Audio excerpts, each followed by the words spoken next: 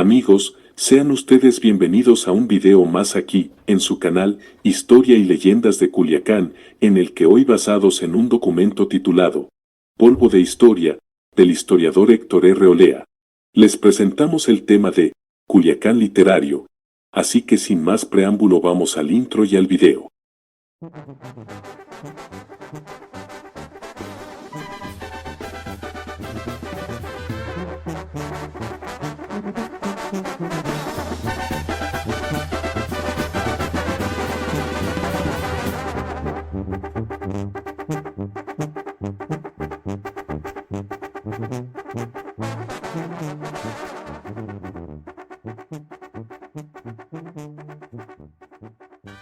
El más antiguo antecedente literario en la ciudad de Culiacán, Sinaloa, puede encontrarse en la historia de la literatura patria o en los venerables códices un himno titulado Poema de Huitzilopochtli, escrito en la entonces Hueycoloacan, producto de la inspiración de los sacerdotes y juglares indios.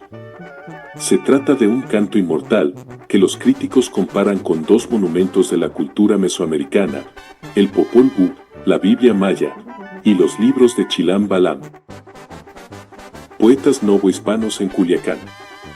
En relación con la poesía se conoce, por la extensa bibliografía al respecto, que el primer bardo hispano que llegó a Culiacán fue el inspirado y apasionado vate don Pedro de Trejo. Este famoso literato clásico era originario de Plasencia, provincia de Cáceres, España, hijo del noble capitán don Diego de Trejo y de doña Isabel de Contreras. Vino a la Nueva España y se acogió al amparo de un hermano suyo, don Hernando, antiguo minero de Jocotlán y compañero de aventuras con Francisco de Ibarra el Fénix de los conquistadores de Sinaloa, a quien sustituyó al morir en Chametla, el día 17 de agosto de 1575. El rapsoda don Pedro de Trejo fue un hombre de muchas aventuras amorosas y no pocos enredos judiciales. Estuvo casado con la hija del licenciado don Diego Pérez de la Torre, extremeño que vino a la Nueva España para residenciar a don Nuño de Guzmán en 1536. Era esta una hermosa y rica viuda del conquistador don Francisco Barrón, quien le dejó 4 hijas y las mercedes concedidas por el rey de España. El afortunado cantor hispano enviudó bien pronto y se trasladó a Chametla en 1562, lugar donde se casó en segundas nupcias con Isabel Monje de León y tuvieron 2 criaturas. Era esta también una mujer hermosa, hija del influyente conquistador don Martín Monje de León y doña Isabel Álvarez Coronado. A este soldado de la corona, el rey de España Carlos V, le concedió el único título de nobleza expedido a la provincia de Sinaloa, escudo de armas por real cédula en 1529.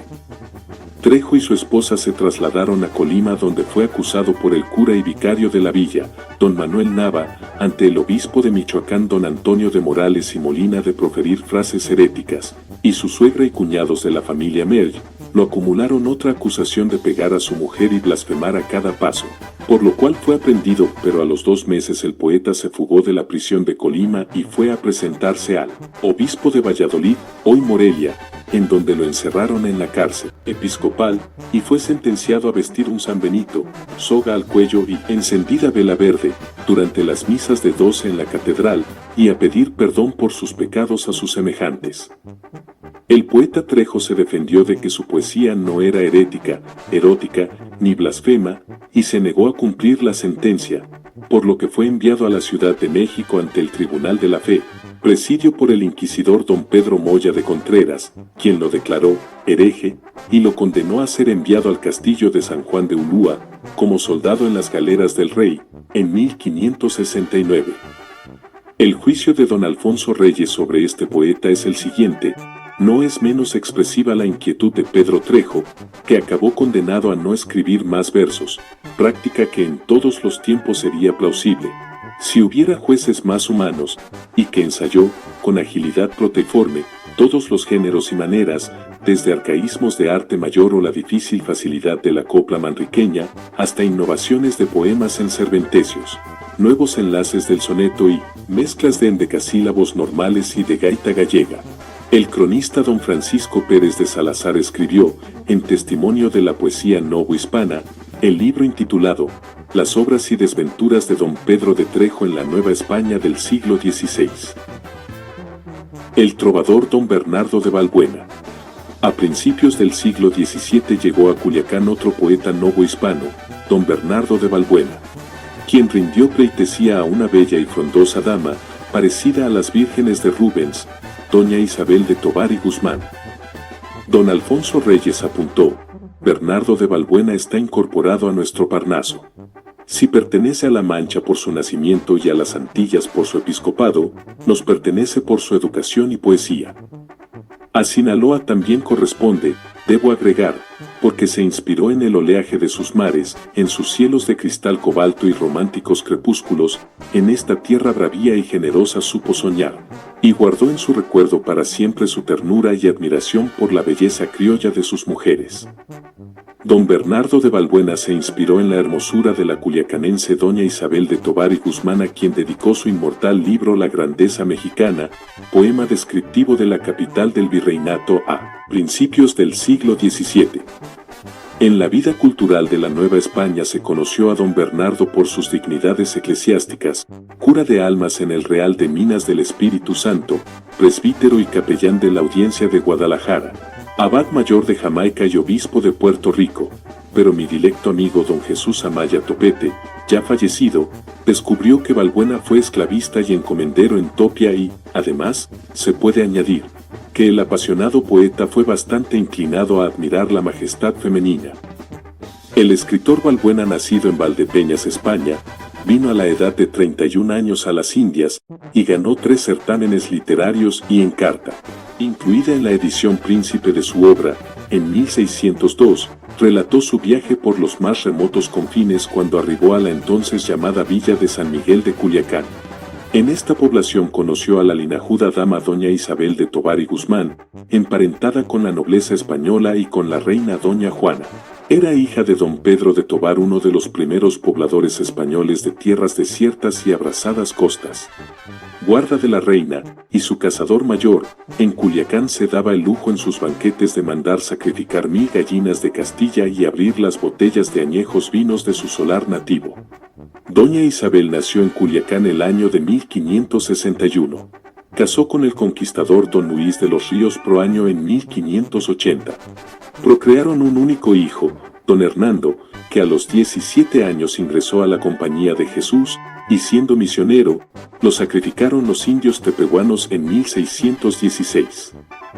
Cuando el poeta Balbuena conoció a doña Isabel, ésta tenía 41 años de edad, pero el literato la vio de aventajada hermosura, que puede muy bien entrar en número de las famosas mujeres del mundo, tal vez por el hambre del oro o golosina del interés o el ventajoso poder de sus títulos de nobleza, hacían a la viuda culiacanense no perdiera sus encantos. Balbuena en la citada carta dice, mandóme, doña Isabel, con algún encarecimiento que en los días que la traía de ventaja a esta ciudad, tomase a mi cuenta el dársela muy particular de las cosas famosas de ella, para que así alentada se diese prisa a concluir su comenzado viaje y llegada al fin de él no se le hiciese del todo nueva la grandeza de la tierra, ya que a la de su ánimo y condición ninguna podría venir grande. Y así se escribió la famosa obra de la literatura novohispana. Doña Isabel, a la muerte de su hijo, o quizá, la decepción de una reincidencia amorosa, hizo que la elogiada viuda se convirtiera en una mujer ávida, en buscar consuelo y resignación, ofreciendo sus conservadores encantos, libertos de los brocados, al cilicio, como monja en el monasterio de San Lorenzo. Después de que, por algunos días, anotó Balbuena, fue generalmente festejada su venida de todo lo mejor de la nobleza mexicana. El escritor don José Joaquín Granados y Gálvez. Este ilustre intelectual novohispano que nació en Cedeña, Málaga, España, el día 29 de junio de 1734. Vino a Nueva España como corista que perteneció a la provincia de Michoacán, en la que fue definido elocuente predicador, celoso guardián de Valladolid, Jiquilpan y custodio de las misiones de Río Verde. Granados y Gálvez ingresó a la Orden de San Francisco de Asís, en el Colegio de Santa Cruz de Querétaro, en donde se graduó de doctor en teología. Por bula papal sustituyó al obispo don Antonio de los Reyes, primer prelado de Sonora, Sinaloa y las Californias, que ocupó la diócesis a principios de 1783, pero murió en el Real de la Purísima Concepción de Los Álamos, Sinaloa, el día 6 de marzo de 1786. El nuevo mitrado, Granados y Gálvez, fue consagrado en Valladolid de Michoacán con fecha 10 de marzo, y tomó posesión de su alto cargo episcopal en los primeros días de mayo de 1788.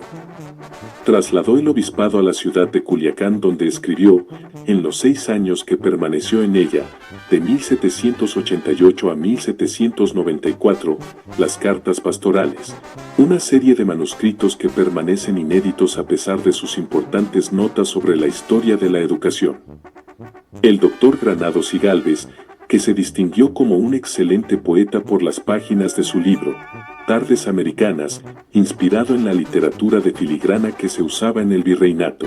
Era un historiador minucioso y redactó sus obras, Breves Noticias de la Historia Indiana y Gobierno Gentil y Católico, con las ideas vigentes en el siglo XVIII, época de una intensa transformación para el orbe hispano. El fraile siempre tuvo la pasión de un viajero, toda una hazaña para su tiempo, la ruta de la nao china para explorar la delta, llanuras y montañas de un río californiano, casi desconocido entonces, para escribir su relato, Viajes al río Colorado. Fray Granados y Gálvez fue trasladado a la antigua Vizcaya, Durango, y falleció, cuando ya estaba muy cerca de la nueva sede, en la Hacienda de los Dolores, y fue sepultado en la Capilla de las Ánimas de la Catedral durangueña el 20 de agosto de 1794. En la citada catedral existe un retrato al óleo de este notable literato, honra de las letras novohispanas. La literatura de combate, los picaluganos de Culiacán.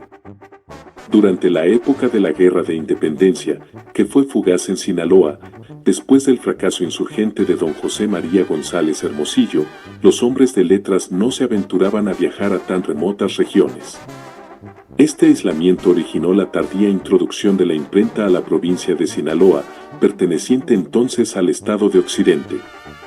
En el mundo de la cultura surgió, entre polémicas y motines populares, la controversia política sustentada por los ideólogos de la insurgencia mexicana, don Joaquín Fernández de Lizardi, el pensador mexicano, y don Pablo Villavicencio, el Payo del Rosario, defensores de la soberanía popular y, por otra parte, los teólogos realistas en Culiacán, guiados por el obispo Fray Bernardo del Espíritu Santo. Nos referimos a los hermanos Espinosa de los Monteros y demás conservadores. En este ambiente de discordias políticas se erigió el estado de Sinaloa. La Asamblea Legislativa expidió el decreto en que declaró como gobernador constitucional del estado al señor don Antonio Iriarte y vicegobernador al señor don Manuel María Bandera, quien entró en funciones el 20 de julio de 1832. El gobernador Bandera, con su gobierno, anduvo errante por el Rosario, Concordia y Cozalá, en donde se le unió también el Congreso fugitivo. El licenciado don Manuel Fernández Rojo organizó un grupo de partidarios del centralismo en la casa del cura don Antonio, su hermano legislador y destacado político, grupo llamado por el periódico El Fénix de la Libertad, como los Picaluganos de Culiacán, en recuerdo del navegante italiano Francisco Picaluga, que traicionó a don Vicente Guerrero entregándolo a sus enemigos. El linaje de los Fernández Rojo se remonta al siglo XVII. El centralista don Manuel nació en la ciudad de Culiacán en 1780. Hizo sus estudios en la capital del país, se tituló de abogado en 1804 y llegó a Arizpe con el carácter de asesor letrado de la Intendencia de Sonora y Sinaloa, y se hizo cargo del gobierno de ambas provincias el 1 de agosto de 1818. Resultó elegido alcalde primero constitucional a su regreso a Sinaloa y, después, por Sonora y Sinaloa al Congreso Nacional. Falleció en la ciudad de Culiacán en los primeros días del año de 1839. La prensa de oposición política. El primer periódico que se publicó en la ciudad de Culiacán fue el titulado Los Gracos, bajo la dirección de don Felipe Orrantia, fundado el día 15 de agosto de 1832. El nombre de la publicación significa Los Tribunos del Pueblo, porque sus fundadores quisieron recordar con ello un episodio de la historia de Roma. Tiberio Sempronio Graco, el padre de los Gracos, Tiberio y Cayo, fue un general romano que con su ejército defendió a Escipión, el africano, y se casó con su hija Cornelia. Los hijos del matrimonio, por su elocuencia, fueron nombrados tribunos del pueblo, pero el Senado, celoso de su influencia porque Tiberio, el mayor de los hermanos, contribuyó a la toma de Cartago, a su regreso lo hizo asesinar en el foro, en medio de sus partidarios, y Cayo, el hermano menor, tuvo que huir perseguido por el Senado. Al verse acosado, se suicidó. Así nació en la vida literaria de Culiacán un nuevo género en el cual con donaire florece la burla, el ingenio, la congoja del pueblo por sus penas sin redención. Nuevo lenguaje que explica por qué el periodismo sinaloense es abundante en publicaciones llamadas de combate o de oposición a los hombres del poder, dando lugar a la prensa humorística y política. Entonces en Culiacán se imprimen los primeros periódicos de combate, los asesinatos en el estado de Sinaloa, nuevo descubrimiento para satisfacer a la vindicta pública, obsequio al Congreso de Cozalá, que se llame al orden al estado de Sinaloa, los tiranos abominan la imprenta porque los hiere, resultado de la conspiración de Cozalá, la mentira descubierta, y otros más. Esta serie de pasquines y libelos apasionados, enconados, satíricos y orientadores para el pueblo, circulan por las calles de Culiacán, en contra del gobernador Bandera y del Congreso que los declara papeles sediciosos, subversivos y difamadores, que alteran la tranquilidad pública. Por lo tanto, decretó el cierre de la imprenta y desconoció legalidad al Plan Zabaleta. Esta lucha, entre federalistas y centralistas, dio oportunidad desde esa época a que se formara la conciencia del periodista y escritor de provincia, partidario de la verdad viril en sus denuncias, patriota a carta cabal, e inflexible en sus doctrinas sociales.